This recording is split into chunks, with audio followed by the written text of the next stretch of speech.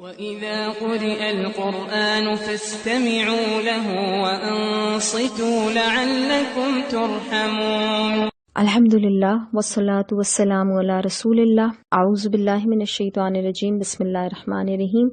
آج کی کلاس میں ہم سورۃ المائدہ کے مضامین کا خلاصہ دیکھیں گے۔ سورہ مائدہ مدنی سورت ہے، 120 اس کی آیات ہیں،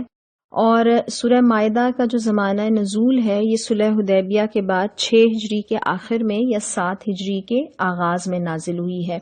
ذیقعد 6 ہجری کا واقعہ ہے کہ نبی صلی اللہ علیہ وسلم 1400 مسلمانوں کے ساتھ عمرہ ادا کرنے کے لیے مکہ تشریف لے گئے تھے،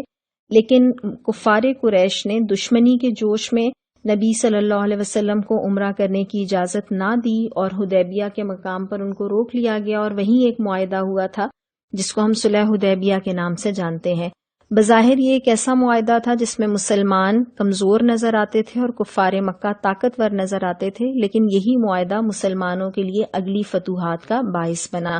اس معاہدے میں یہ بات قبول کی گئی تھی کہ اس سال مسلمان واپس چلے جائیں گے اور آئندہ سال وہ عمرے کے لیے آئیں گے، اور اس کے علاوہ بھی اس کے اندر مزید شکیں تھیں۔ سورہ مائدہ کا جب ہم مطالعہ کرتے ہیں تو ہمیں یہ سمجھ آتا ہے کہ یہ پوری سورت ایک ہی خطبے پر مشتمل ہے جو بیک وقت لگتا ہے کہ نازل ہوا ہوگا۔ اس کے اگر آپ حالات دیکھنا چاہیں کہ جس وقت یہ نازل ہوئی تھی اس وقت پس منظر کیا تھا، تو جو ہم نے سورہ آل عمران اور سورہ نساء کے زمانے نزول کے وقت کے حالات دیکھے،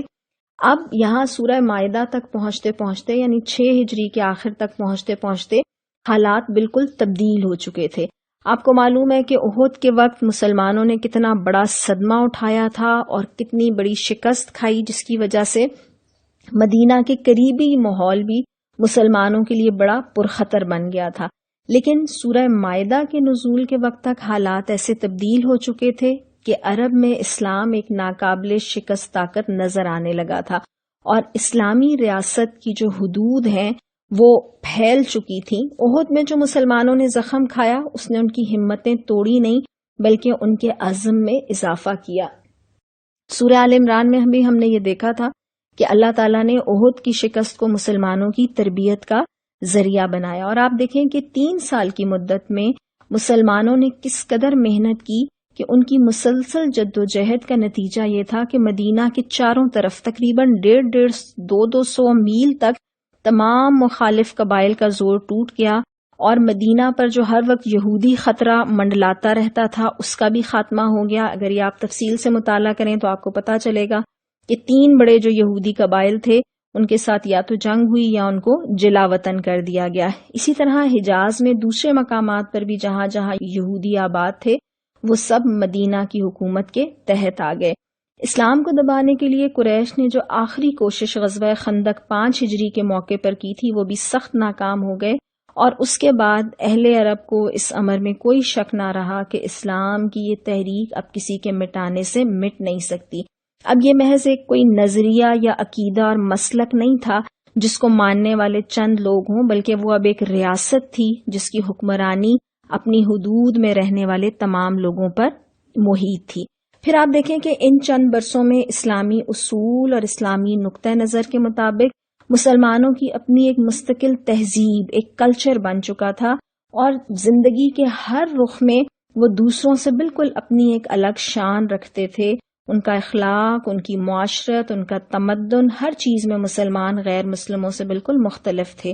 تمام اسلامی علاقوں میں مساجد کا نظام باجماعت کا نظام قائم ہو چکا تھا، اسلامی قوانین عدالتوں میں جاری ہو چکے تھے اور نافذ کیے جا رہے تھے، لین دین، خرید و فروخت، تجارت، ان سب کے اصول تبدیل ہو چکے تھے، وراثت کے ضابطے بن گئے، نکاح اور طلاق کے قانون ہو گئے۔ تو یہ ساری چیزیں، اسی طرح مسلمانوں کی نشست و برخاست، بول چال، کھانا پینا، لباس، یہ سب ایک تہذیب، نئی تہذیب، ایک مستقل شکل اختیار کر چکی تھی۔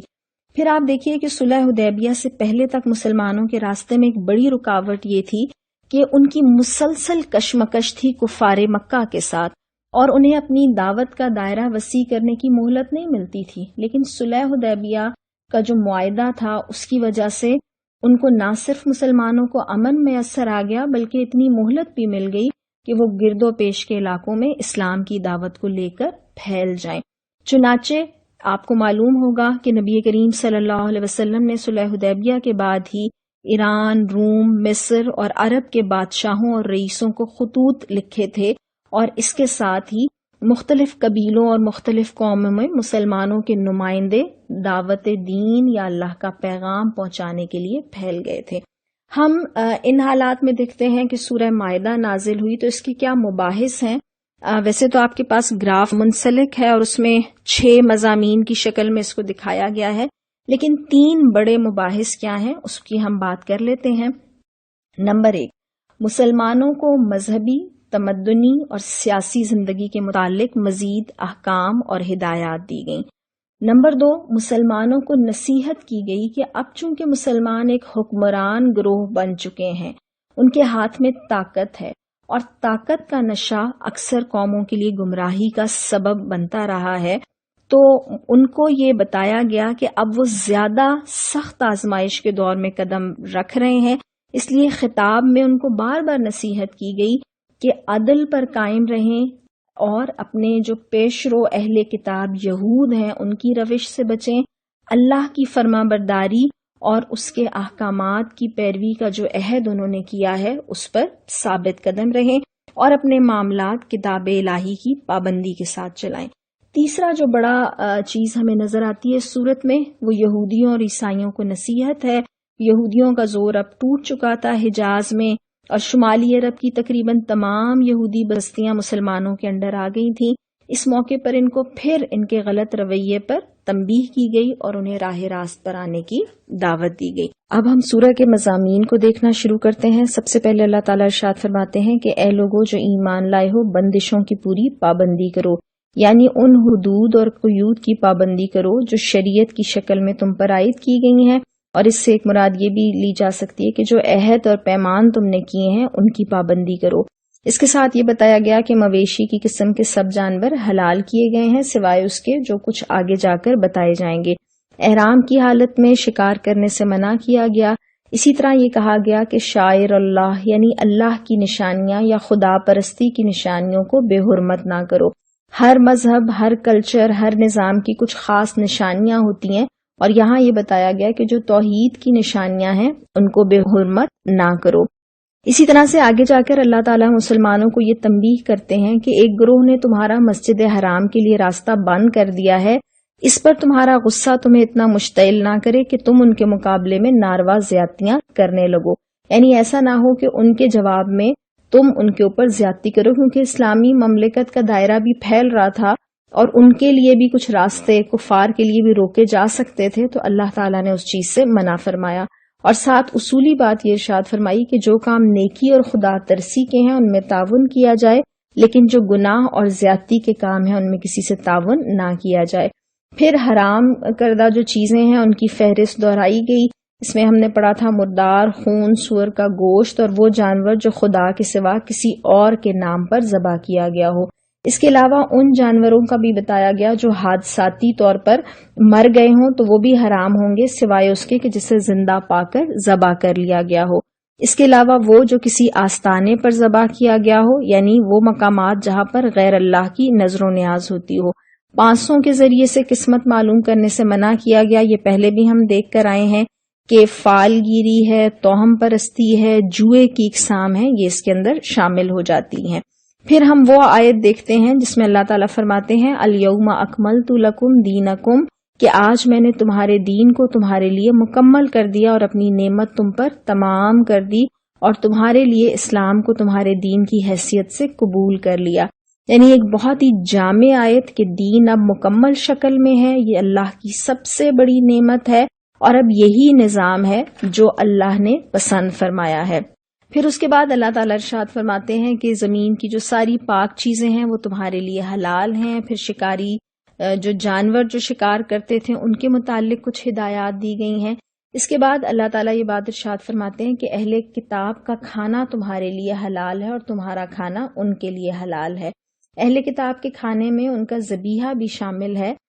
لیکن اس میں جو اصولی بات ہے یا جو شرط بتائی گئی ہے وہ یہ ہے کہ پاک چیزیں حلال ہیں، یعنی اگر اہل کتاب کے دسترخوان پر یا ان کے کھانے پینے پر وہ چیزیں ہیں جنہیں اللہ نے حرام کیا ہے یا اگر ان کا ذبیحہ خدا کے نام لیے بغیر ہے تو پھر وہ کھانا ہمارے لیے جائز نہیں ہے۔ اسی طرح فرمایا کہ محفوظ عورتیں بھی تمہارے لیے حلال ہیں، خواہ وہ اہل ایمان کے گروہ سے ہوں یا ان قوموں میں سے جن کو پہلے کتاب دی گئی تھی۔ اور محسنہ سے مراد کیا ہے کہ آزاد عورت ہے، شریف عورت ہے، پاکیزہ عورتیں ہیں۔ تو اللہ تعالیٰ نے فرمایا کہ وہ مسلمانوں میں سے ہوں یا اہل کتاب میں سے ہوں، ان پاک دامن اور عصمت مآب عورتوں سے نکاح کیا جا سکتا ہے، لیکن ساتھ شرط یہ لگائی گئی کہ ان کے مہر ادا کر کے ان کے محافظ بنو، یعنی مہر ادا کرو، نکاح کرو اور ان کے محافظ بنو، نہ کہ آزاد شہوت رانی یا چوری چھپے آشنائیاں کرو۔ اس کے بعد اگلی آیات میں نماز کے لیے جو وضو کے فرائض ہیں، منہ دھونا، ہاتھ کونیوں تک دھونا، سر کا مسح کرنا اور پاؤں ٹخنوں تک دھو لینا، جنابت کی حالت میں غسل فرض ہونا، اور اگر پانی نہ ملے تو پاک مٹی سے تیمم کرنا، یعنی اس پر ہاتھ مار کر اپنے منہ اور ہاتھوں پر پھیر لینے کا حکم دیا گیا۔ اس کے بعد اللہ تعالیٰ اگلی آیات میں جو آیت نمبر 7 ہے، اس میں اللہ فرماتے ہیں کہ اللہ نے جو نعمت تم کو عطا کی ہے اس کا خیال رکھو۔ جب ہم سورہ بقرہ میں پڑھتے ہیں تو اللہ تعالیٰ بنی اسرائیل کو کہتے ہیں کہ یاد کرو میری وہ نعمت جو میں نے تم کو عطا کی تھی۔ اب یہاں اللہ تعالیٰ ہم مسلمانوں سے مخاطب ہو کر فرما رہے ہیں کہ اللہ نے جو تم کو نعمت عطا کی ہے اس کا خیال رکھو اور اس پختہ عہد و پیمان کو نہ بھولو جو تم سے اس نے لیا ہے، اور وہ کیا ہے کہ ہم نے سنا اور اطاعت قبول کی اور اللہ سے ڈرو۔ پھر اللہ تعالیٰ فرماتے ہیں کہ اللہ کی خاطر راستی پر قائم رہنے والے اور انصاف کی گواہی دینے والے بنو، اور پھر دوبارہ وہ بات کہ کسی گروہ کی دشمنی تم کو اتنا مشتعل نہ کر دے کہ تم انصاف سے پھر جاؤ۔ جو ہم نے بات کہی تھی کہ اب مسلمان طاقتور ہوتے جا رہے تھے، تو اللہ تعالیٰ ارشاد فرما رہے ہیں کہ دشمنی میں انصاف سے نہ پھرو اور عدل کرو، کیونکہ یہی خدا ترسی سے مطابقت رکھتا ہے یا مناسبت رکھتا ہے۔ پھر یہاں پر اللہ تعالیٰ آیت نمبر 11 میں وہ احسان بھی ایک یاد دلاتے ہیں کہ اللہ نے تم پر کیا جبکہ ایک گروہ نے تم پر دست درازی کا ارادہ کر لیا تھا۔ اس کا مختصر پس منظر یہ ہے کہ یہودیوں کے ایک گروہ نے نبی صلی اللہ علیہ وسلم کو اور خاص صحابہ کو کھانے کی دعوت پر بلایا، اور ان کی سازش یہ تھی کہ کسی طرح سے ان سب لوگوں کو ہم ختم کر دیں گے، لیکن عین وقت پر اللہ تعالیٰ نے نبی صلی اللہ علیہ وسلم کو اس دعوت پر جانے سے منع کر دیا۔ پھر آگے جب ہم چلتے ہیں تو آیات 12 سے جو پھر شروع ہو رہی ہیں، یہ بنی اسرائیل اور نصارہ ان کے متعلق بات ہے۔ یہ بھی ایک لمبی تفصیل ہے، لیکن آپ اس کا مطالعہ کریں گے خود۔ آگے جا کر آیت نمبر 27 میں اللہ تعالیٰ حضرت آدم کے 2 بیٹوں کا قصہ سناتے ہیں، حابیل اور قابیل کا، کہ جب اللہ فرماتے ہیں کہ ایک کی قربانی قبول ہوئی اور ایک کی قربانی قبول نہ ہوئی، تو جس کی قبول نہ ہوئی اس نے کہا میں تجھے مار ڈالوں گا۔ جواب بڑا خوبصورت تھا جو دوسرے بھائی نے دیا کہ اللہ تو متقیوں ہی کی نظریں قبول کرتا ہے، یعنی اگر تیری قربانی قبول نہیں ہوئی تو یہ میرے کسی قصور کی وجہ سے نہیں ہوئی، بلکہ اس کی وجہ یہ ہے کہ تجھ میں تقوی نہیں ہے۔ ہم پیچھے پڑھ کر آئے تھے کہ نیکی کی روح اصل میں کیا ہے؟ تقوی ہے۔ تو اس نے یہ کہا بھائی نے کہ میری جان لینے کے بجائے تجھے تقوی کی فکر کرنی چاہیے، لیکن پھر اللہ تعالیٰ یہ بتاتے ہیں کہ بھائی نے اس کو قتل کر دیا۔ اور بنی اسرائیل پر پھر اللہ فرماتے ہیں کہ ایک انسان کو ہم نے یہ لکھ دیا کہ ایک انسان کو قتل کرنا تمام انسانوں کو قتل کرنے کے برابر ہے۔ اس کے بعد شروع ہوتی ہیں آیات، جو یہ آیت نمبر 33 سے ہیں، یہ محاربہ کے متعلق ہیں، اور اس میں یہ بتایا گیا کہ وہ ملک جہاں پر اسلامی حکومت قائم ہے اور جو امن اور انتظام کرنے کی ذمہ دار ہے، وہاں جو لوگ اللہ اور اس کے رسول سے لڑتے ہیں اور زمین میں فساد پھیلانے کے لیے تگ و دو کرتے ہیں، تو ان کے لیے کچھ سزائیں تجویز کی گئیں کہ ان کو یہ اور یہ سزائیں دی جا سکتی ہیں، اس وقت کی عدالت فیصلہ کرے گی۔ لیکن اصل بات یہ ہے کہ اللہ جو اپنا دین بھیج رہا ہے اس کے نفاذ کا مقصد کیا ہے کہ امن قائم ہو، انسانوں کو، حیوانوں کو، درختوں کو، اور انسان جو ہے وہ پرامن طریقے سے زندگی بسر کر سکے۔ تو جو اس کو ختم کرنا چاہتا ہے اس کے لیے اللہ تعالیٰ فرماتے ہیں کہ سخت سزا ہے۔ اس کے بعد آگے چلیے تو آیت نمبر 38 میں چور کے ہاتھ کاٹنے کا حکم دیا گیا، خواہ وہ مرد ہو یا عورت ہو۔ اس کا بھی ایک نصاب ہے کہ کتنی چوری پر ہاتھ کاٹے جائیں گے۔ درمیان میں پھر کچھ اور چیزیں ہیں، اور اس میں پھر یہود کا ذکر آتا ہے، اور اللہ تعالیٰ فرماتے ہیں کہ یہ آپ صلی اللہ علیہ وسلم کے پاس فیصلہ کروانے آتے ہیں، آپ چاہیں تو ان کا فیصلہ کریں اور چاہیں تو فیصلہ نہ کریں۔ اس کی وجہ یہ تھی کہ یہ ان معاملات میں جن میں یہ اپنی کتاب کے مطابق فیصلہ نہیں کرنا چاہتے تھے وہاں پر نبی صلی اللہ علیہ وسلم کے پاس فیصلہ لے کر آیا کرتے تھے، لیکن اس مقصد کے لیے کہ ہم وہ فیصلہ مانیں گے جو ہمارے مفاد میں ہو۔ تو یہاں اللہ تعالیٰ فرماتے ہیں کہ جب فیصلہ کرو تو ٹھیک ٹھیک انصاف کے ساتھ فیصلہ کرو، اور خاص طور پر بنی اسرائیل کے حوالے سے اس میں رجم کی سزا کے حوالے سے ملتا ہے کہ خیبر کے معزز یہودی خاندانوں میں سے ایک عورت اور مرد جو ہے وہ زنا کے مرتکب پائے گئے تھے۔ یہودی رجم کی سزا نافذ نہیں کرنا چاہتے تھے، اور نبی صلی اللہ علیہ وسلم کے پاس پھر وہ آئے تھے کہ وہ دونوں رجم سے کسی طرح سے بچ جائیں، لیکن نبی کریم صلی اللہ علیہ وسلم کے حکم سے بھی زانی اور زانیہ کو پھر سنسار کیا گیا۔ اس کے بعد اللہ تعالیٰ نے تورات، انجیل اور قرآن، یہ جو ہم آیات پڑھیں گے انشاءاللہ اگلی، یہ آیت نمبر 44 سے شروع ہو رہی ہیں۔ ان تینوں کتابوں کو اللہ نے فرمایا کہ یہ ہدایت اور روشنی ہے، اور اللہ نے ان کو اس لیے نازل کیا کہ ان کے مطابق فیصلہ کیا جائے، اور اللہ فرماتے ہیں کہ جو لوگ اللہ کے نازل کردہ قانون کے مطابق فیصلہ نہ کریں وہی لوگ ظالم ہیں۔ پہلے آتا ہے وہی لوگ کافر ہیں آیت نمبر 44 میں۔ آیت نمبر 47 میں اہل انجیل کا حوالہ دے کر اللہ فرماتے ہیں کہ جو اللہ کے قانون کے مطابق فیصلہ نہ کریں وہی لوگ فاسق ہیں۔ اور پھر اگلی آیت میں اللہ تعالیٰ فرماتے ہیں کہ ہم نے یہ کتاب اے محمد صلی اللہ علیہ وسلم آپ کی طرف بھیجی ہیں، لہٰذا اس کے نازل کردہ قانون کے مطابق لوگوں کا فیصلہ کریں اور لوگوں کی خواہشات کی پیروی نہ کریں۔ اور پھر اللہ تعالیٰ یہ بات ارشاد فرماتے ہیں آیت نمبر 49 میں کہ پس اے محمد صلی اللہ علیہ وسلم تم اللہ کے نازل کردہ قانون کے مطابق ان لوگوں کے معاملات کا فیصلہ کرو۔ دیکھیے کتنی کھلی بات ہے کہ یہ کتاب کس لیے نازل ہوئی تھی، عمل کے لیے اور نافذ ہونے کے لیے، لیکن کیسی ہماری بدقسمتی کہ ہم نے اس کتاب کو محض برکت اور ثواب تک محدود ہی۔ اس کے بعد آیت نمبر 54 میں اللہ تعالیٰ یہ بات ارشاد فرماتے ہیں کہ اگر تم میں سے کوئی اپنے دین سے پھرتا ہے تو اللہ اس سے بے نیاز ہے، اللہ اور بہت سے ایسے لوگ پیدا کر دے گا جو اللہ کو محبوب ہوں گے اور اللہ ان کو محبوب ہوگا۔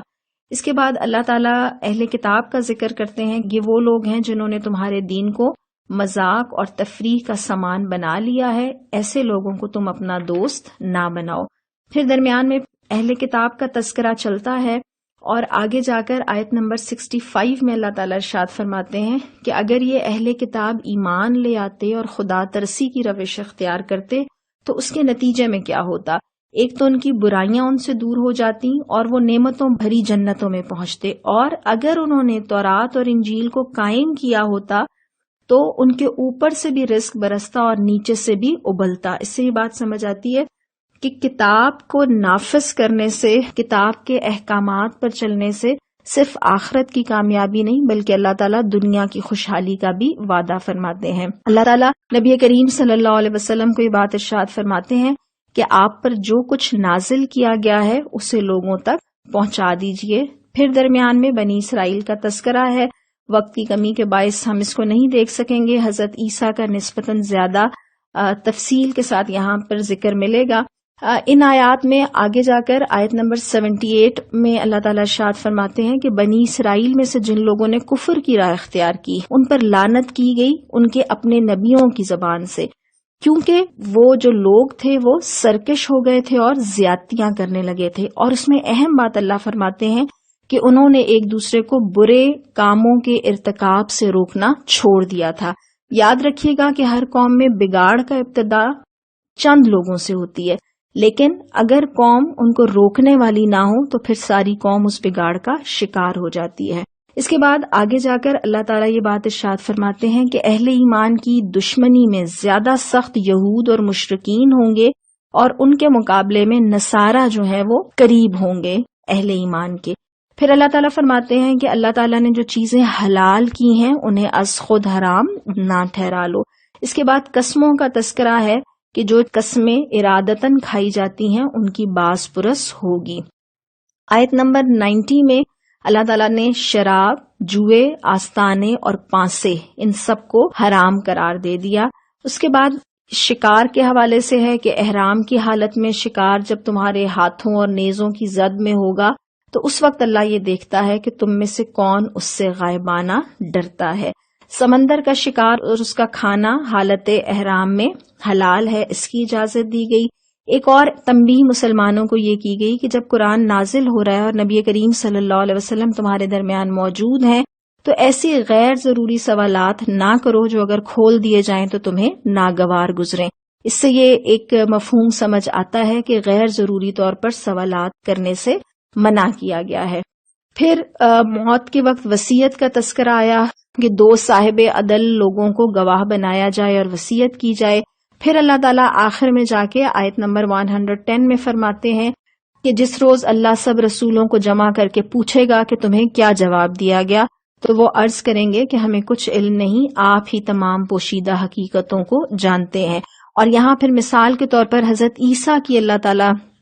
ساری نعمتیں اور معجزات گنوائیں گے، اور اسی میں وہ مائدہ کا تذکرہ بھی آئے گا جو حواریوں نے یہ حضرت عیسیٰ سے کہا تھا کہ آسمان سے اللہ تعالیٰ ہم پر کھانے کا ایک خوان جو ہے وہ اتار دے۔ تو اللہ تعالیٰ یہاں بات یہ ارشاد فرماتے ہیں کہ جب یہ بات چیت روز آخرت ہو رہی ہوگی تو اللہ تعالیٰ حضرت عیسیٰ سے پوچھیں گے کہ کیا تو نے لوگوں سے کہا تھا کہ خدا کے سوا مجھے اور میری ماں کو بھی خدا بنا لو؟ تو حضرت عیسیٰ علیہ السلام جواب دیں گے سبحان اللہ، یہ میرا کام نہ تھا۔ اور وہ یہ کہیں گے کہ میں نے تو اس کے سوا کچھ نہیں کہا کہ اللہ کی بندگی کرو، وہ میرا رب ہی ہے اور تمہارا رب بھی۔ اور پھر آیت نمبر 118 میں اللہ تعالیٰ فرماتے ہیں کہ حضرت عیسیٰ اس وقت اللہ تعالیٰ سے یہ فرمائیں گے کہ اب اگر آپ انہیں سزا دیں تو آپ کے بندے ہیں، اور اگر معاف کر دیں تو آپ غالب اور دانا ہیں۔ اور اللہ تعالیٰ جواب میں فرمائیں گے یہ وہ دن ہے جس میں سچوں کو ان کی سچائی نفع دیتی ہے، اور ان کے لیے ایسے باغ ہیں جن کے نیچے نہریں بہہ رہی ہوں گی۔ اللہ ان سے راضی ہوا اور وہ اللہ سے یہی بڑی کامیابی ہے، فوز العظیم۔ اللہ تعالیٰ اس کامیابی کو ہمارے مقدر میں کرے اور ہمیں اس تک پہنچنے کے لیے کوشش کرنے والا بنا دے۔ وآخر دعوانا ان الحمد للہ رب العالمین۔